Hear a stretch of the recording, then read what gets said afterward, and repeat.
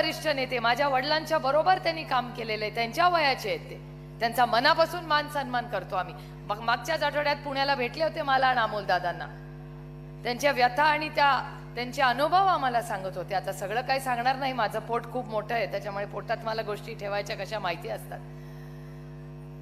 पण तुम्ही बघताय काय परिस्थिती या राज्यामध्ये.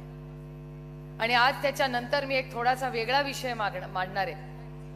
आज सकाळी इलेक्टोरल बॉन्ड्स, आता तुम्ही म्हणाला कुठला बॉन्ड काढला ताईंनी भाषणामध्ये, तर प्रत्येक राजकीय पक्षाला ऑफिशियली पैसे द्यायची एक सोय झाली होती आणि ते पैसे आपण त्या बॉन्ड विकत घ्यायचा माणसानी आणि ते पैसे त्या पक्षाकडे जातात. आता त्या पक्षाकडे ते पैसे जात असताना 8 वर्षापूर्वी आम्ही सगळ्यांनी त्याचा विरोध केला होता की असं करू नका तुम्ही, कारण का ह्याच्यावर जो सत्तेत असेल तोच बॉन्ड विकत घेऊ शकेल आणि कुठलाही व्यावसायिक त्यांना का बॉन्ड देईल ह्याच्यात साटलोट असू शकतं अशी शंका आम्ही तिथे गेली. तर आम्हाला भारतीय जनता पक्षाने सांगितलं की तुम्ही भ्रष्टाचारी आहात, तुम्ही चुकीचा विचार करता, पण आम्ही हा इलेक्टोरल बॉन्ड सुरू करणार. आज मी माननीय सुप्रीम कोर्टाचे मनपूर्वक आभार मानते की माननीय सुप्रीम कोर्टाची ऑर्डर अशी आहे की इलेक्टोरल बॉन्ड हे थांबले पाहिजेत. हा चुकीचा निर्णय आहे आणि कदाचित ह्याच्यामध्ये भ्रष्टाचार असू शकतो.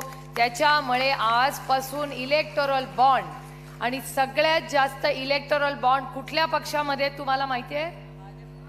भारतीय जनता पक्षाचे 5,000 कोटी रुपयाचे इलेक्टोरल बॉन्ड फक्त एका पक्षाकडे आहेत आणि त्याच्या पक्षाचं नाव भ्रष्ट जुमला पार्टी, सॉरी म्हणजे भारतीय जनता पार्टी असं आहे. कारण हा इलेक्टोरल बॉन्डचा विषय अतिशय महत्वाचा आहे या देशात. माझा हा आरोप नाहीये, पण याची जांच झाली पाहिजे की एवढा मोठा, आणि मी म्हणत नाहीये, सुप्रीम कोर्ट म्हणतंय की ह्याच्यात भ्रष्टाचार असू शकतो, त्याच्यामुळे ह्याची इन्क्वायरी झाली पाहिजे, हे सुप्रीम कोर्ट म्हणतंय. म्हणजे हा पहिला मोठा निर्णय आहे जो भारतीय जनता पक्षाने घेतला, त्याच्यावर फुली कोर्टाने मांडलेली आहे. दुसरा महत्वाचा विषय म्हणजे पेटीएम. तुम्ही सगळे पेटीएमनी पैसे भरता की नाही? तुम्हाला माहिती आहे या देशातला सगळ्यात मोठा भ्रष्टाचार जर कुठे झाला असेल तर तो पेटीएम मध्ये झालाय. हे मी म्हणत नाहीये, केंद्र सरकार म्हणतंय. आणि पेटीएम कशासाठी आले?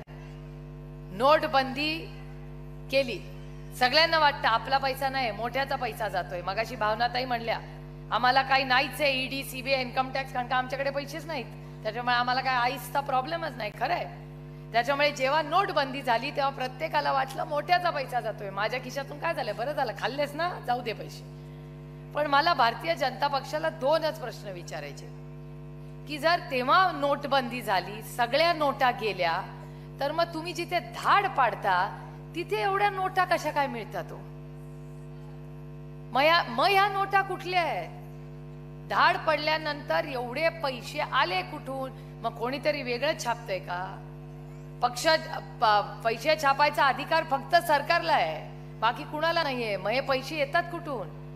आणि पेटीएम डिजिटल पेमेंट आणलं म्हणजे कोणी पैसे खाऊ शकत नाही, नोटबंदी.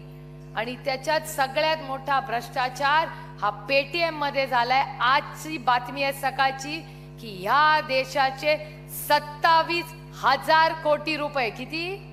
27,000 कोटी रुपयाचा गफला हा पेटीएम मध्ये झालेला आहे. आणि त्याचीच बातमी अशी आहे जी माझी म्हणणं नाहीये, मी जे वर्तमानपत्रात असलं तेच वाचून भाषण करते की त्याच्या मागे इन्व्हेस्टमेंट ही पेटीएमची कुठली आहे तर ती चायनीज आहे. मग चायनाची तुम्ही एकीकडे लढायचं म्हणता, दुसरी चायनाचे हे पेटीएम येतंय आणि त्याच्यात 1, 2, 3 नाही 27,000 कोटी रुपयाचा गफला होतोय. मला वाटतं की मला भारतीय जनता पक्ष जवाब दो की हे 27,000 कोटी कुणाचे, कुठले, याचं उत्तर मला हवंय. आणि मी या भ्रष्टाचाराच्या विरोधात लढायचं ठरवलंय, कारण का सुप्रिया सुले की सबसे बड़ी ताकत मेरी ईमानदारी आहे. फक्त मी नाही म्हणत, माझे विरोधक पण म्हणतात. त्याच्यामुळे भावनाताई तुमचा आणि माझा सेम आहे. मला नाही भीती वाटत त्यांची. मी पार्लमेंटमध्ये पण फौजियाताई, वंदनाताई, मी एकदम, आम्हाला काय कोणाची भीती. तिथे अमोल दादा पण बसलाय. आम्ही पूर्ण ताकदीने, पाटील साहेब आज इथे नाही आहेत, श्रीनिवास पाटील साहेब, ते पण बोलतात. राष्ट्रवादी काँग्रेस पक्षाचे आम्ही सगळे जे ओरिजिनल आहोत ते पूर्ण ताकदीने बोलतो. कारण का आम्हाला आईसची भीती नाही. आईस म्हणजे बर्फ नाही. आईस म्हणजे ICE म्हणजे इन्कम टॅक्स, CBI, ED. आता गावात ED, मला खरं सांगा 10 वर्षापूर्वी ED माहिती होती का तुम्हाला? कुणाला माहिती नव्हतं. आज चेमडपोर पण म्हणते भांडू नको नाही ते ED लावतोय तुमच्यावर. माझ्या आता गावागावात येतात, जाऊन विचारतात, ताई हे गेले ना ED मळे गेले का? म्हणलं मी नाही विचारत, मी भानगडीतच नाही. आपल्याला इथे लढायचंच नाही कोणाशी. कारण का ही लढाई काय यांची नाहीच आहे. आपली लढाई अदृश्य शक्तीशी आहे. कारण महाराष्ट्रात भांडणं लावायची, मराठी माणसामध्ये मी भांडतच नाही कुणाशी. कशाला मराठी माणसांमध्ये भांडायचं? हे दिल्लीवाले आहेत ना, महाराष्ट्राचा द्वेष करतात, हा आरोप आहे माझा त्यांच्यावर. आणि मी एक स्वाभिमानी मराठी मुलगी आहे. तुम्ही जर चुकीच्या गोष्टी केल्या तर आम्ही मराठी माणसं एकामेकात लढवत बसणार नाही. एकामेकाच्या टांग घालून आमचा पक्ष आणि आमचं राज्य संपवणार नाही. आम्ही तुमच्याशी लढणार. अरे जो आपल्यापेक्षा गरीब असेल, कष्ट करणार असेल, वीक असेल, त्याच्याशी काय लढायचं? लढायचं असेल तर आपल्यापेक्षा ताकदवरवर लढा, त्याच्या लढण्यात मजा आहे. हो, त्यामुळे आपल्यापेक्षा ताकदवर कोण आहे? आज महाराष्ट्राचा द्वेष कोण करतं? आज महाराष्ट्राच्या विरोधात कोण आहे? तर ती अदृश्य शक्ती. आता ती कोण आहे काय आहे मला माहिती नाही. महाराष्ट्राचे मुख्यमंत्रीच म्हणतात की अदृश्य शक्ती हा राज्य चालवतो. ठीक आहे, अदृश्य शक्ती आहे, ती कुठे आहे मला माहिती नाही. ती इथे आहे का दिल्लीत आहे का कुठे आहे मला माहिती नाही. पण या अदृश्य शक्तीच्या विरोधात लढायचा मी निर्णय घेतलाय. तुम्ही ठरवायचंय की या लढाईमध्ये तुम्ही काय करणार. आणि घाबरायचं तर अजिबात नाही. कोणाला घाबरायचं? आपण आपली बिलं भरतो, स्वतःच्या आयुष्यावर जिंकतो. कोणाचा 2 पैशाचा चहा कधी पेलो नाही, कधी कोणाला पाजला नाही. त्याच्यामुळे पूर्ण ताकदीने आज महिला, तुम्हाला सगळ्यांना खूप मोठी जबाबदारी आहे. कारण का अन्याय आपल्या सगळ्यांवर झालाय. मागच्या आठवड्यात तुम्ही पाहिलं असेल, निखिल वागळे त्यांची गाडी फोडली. लाज वाटली पाहिजे त्या भारतीय जनता पक्षाला. गाडी फोडली, असीम सरोदे बसलेत आणि ते वाचवणारी कोण होती माहितीये का? मला अभिमान वाटतो तुम्हाला सांगताना, राष्ट्रवादी काँग्रेस पक्षाची भक्ती नावाची मुलगी ती मध्ये आली आणि त्यांना वाचवलंय. त्याचा ड्रायव्हर पण आपल्याच एक सहकारी होता. त्याला निखिल वागळे म्हणाले, बाबा कोण आहेस तू? तो म्हणला, काळजी करू नका, मी पवार साहेबांचा कार्यकर्ता आहे, मी नाही दगड धोंड्यांना घाबरत. तो तशीच गाडी नेली. आज निखिल वागळे स्वतः म्हणतात की आज मी आणि असीम सरोदे जिवंत आहोत. कारण का या राज्यातला सगळ्यात, या देशातला सुसंस्कृत नेता, ज्याच्यावर मी अनेक वर्ष टीका केली, पण त्यांनी कधी मला उत्तर दिलं नाही. आणि त्याचा माणसाचं नाव शरद पवार. हे मी म्हणत नाहीये, निखिल वागळे म्हणतात. सुरक्षितता, अरे काय समजतात हे? यांची सत्ता आहे म्हणून काही करतील? पोलीस स्टेशन म्हणजे आपलं माहेर. RR आबा या राज्याचे गृहमंत्री होते. प्रत्येक महिलेला तिचा अधिकार होता की कोणी तुला काही बोललं, पोलीस स्टेशनला सांग तू RR पाटलाची बहीण आहेस, पोलीस तुझा न्याय करून देईल. आणि आज पोलीस स्टेशन मध्ये काय होतंय? तर लोक बंदुकी घेतायत आणि एकामेकाला गोळ्या मारतायत. बघितला का नाही सगळ्यांनी व्हिडिओ?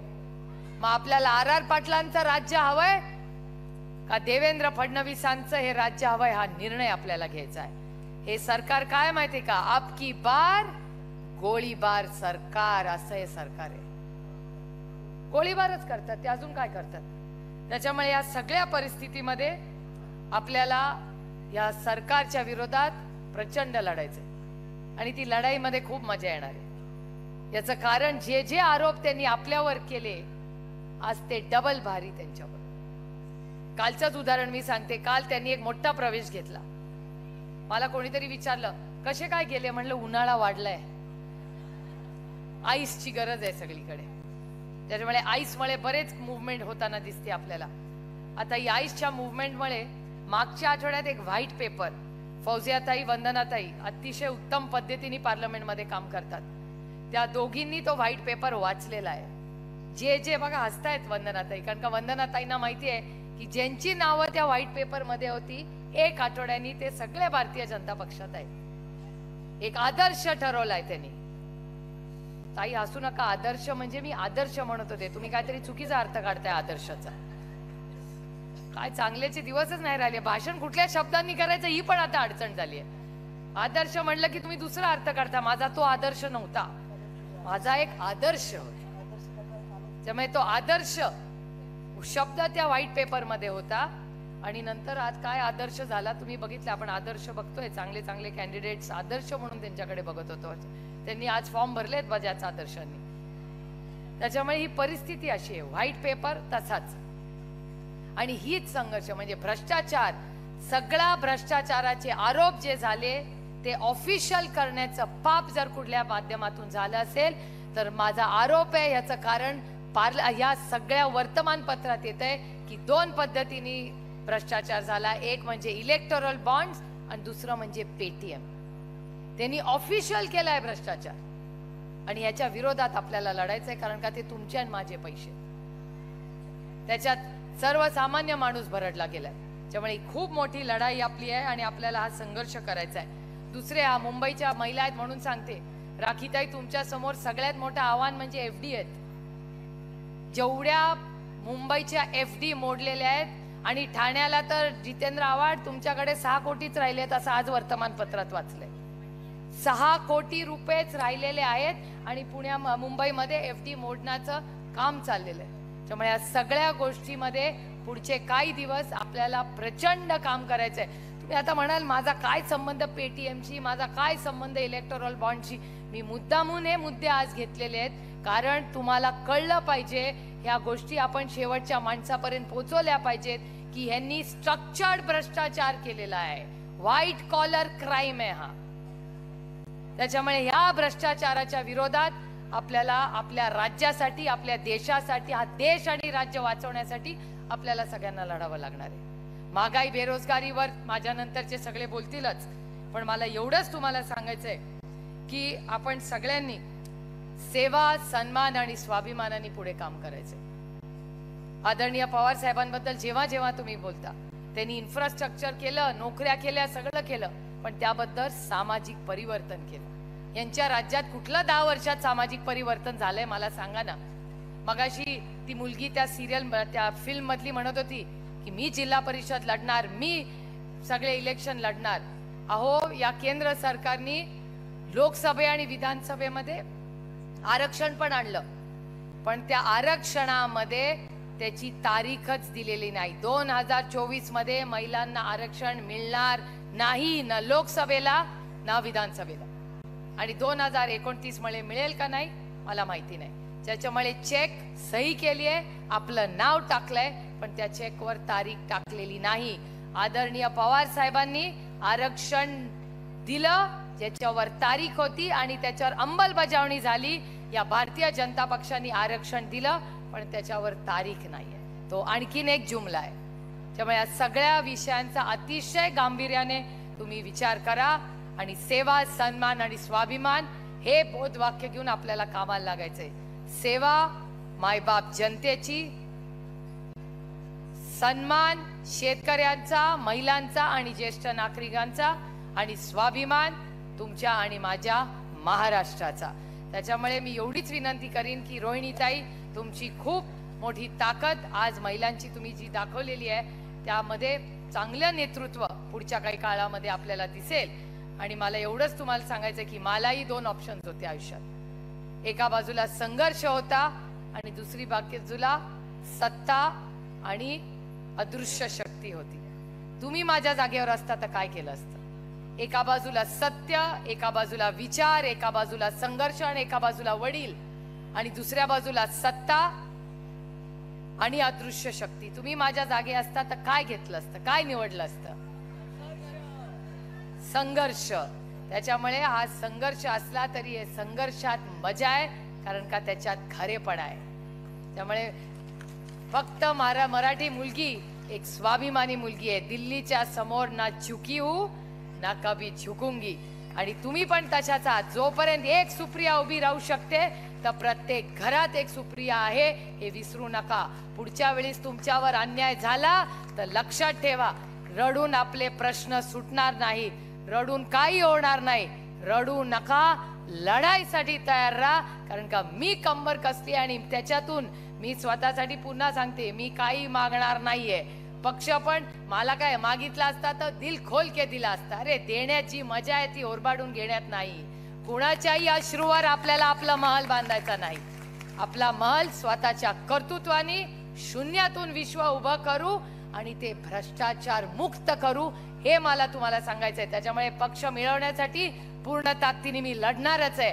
पण जर त्यांनी ओरबाडून काहीतरी चुकीचं केलं तरी काही काळजी करू नका. नवीन पक्ष काढू, नवीन चिन्ह घेऊ आणि एक स्वच्छ स्वाभिमानी पक्ष काढू आणि या महाराष्ट्राची आणि देशाची सेवा करू. जेव्हा फक्त आपलं नाव नाही, आणि मी म्हणून म्हणते की सुप्रिया सुळे फक्त शरद पवाराची मुलगी नाहीये, ती प्रतिभा पवाराची पण मुलगी आहे. त्याच्यामुळे आई वडिलांचं नाव मी रोशन करून तुम्हाला अभिमान वाटेल की काही दिवसांनी स्त्री भ्रूण हत्या बंद होईल आणि मुलं भ्रूण हत्या होईल. त्यामुळे असं आपल्याला काही करायचं नाहीये, ही चेष्टेचे भाग आहे. पण आज बघताय की मुलगी नको बाई मुलगा हवा, सगळे मुले पळतायत आणि मुली जागेवर आहेत. पत्रकार मला सांगतात की अहो त्या प्रणिती ताई आणि यशोमती ताई लढतात, हो बाकीचे काही बोलतच नाही. खरी आहे परिस्थिती आज प्रत्येकाची. पंकजाताई, मला अभिमान आहे त्या पंकजाताईचा. जरी वेगळ्या विचाराच्या पक्षात काम करत असलो तरी आज पंकजाताई जागेवर आहे, लढते. तिला काही गेलं नाही. पूर्ण अन्याय पंकजाताईवर त्यांचा पक्ष करतोय, पण माझी ती भगिनी लढते, तिचा सार्थ अभिमान मला आहे. या सगळ्या ज्या लेखी आहेत ना, त्या महाराष्ट्रासाठी लढतायत, विचारासाठी लढतायत. आम्ही पोरी पळून जाणाऱ्यांपैकी नाही आहोत. आम्ही किती संघर्ष करला तरी संघर्ष करू आणि यशस्वी होऊ. एवढंच म्हणून भावनाताई आणि रोहिणीताईंचे पुन्हा एकदा मनपूर्वक आभार मानते. अतिशय सुंदर कार्यक्रम तुम्ही इथे केला, याबद्दल तुमच्या सगळ्या टीमचं कौतुक करते, आभार मानते आणि मतदारसंघात जायला आपली रजा घेते. जय हिंद, जय महाराष्ट्र, जय राष्ट्रवादी. लोकशाही मराठी ऐका, पहा, जागरूक रहा.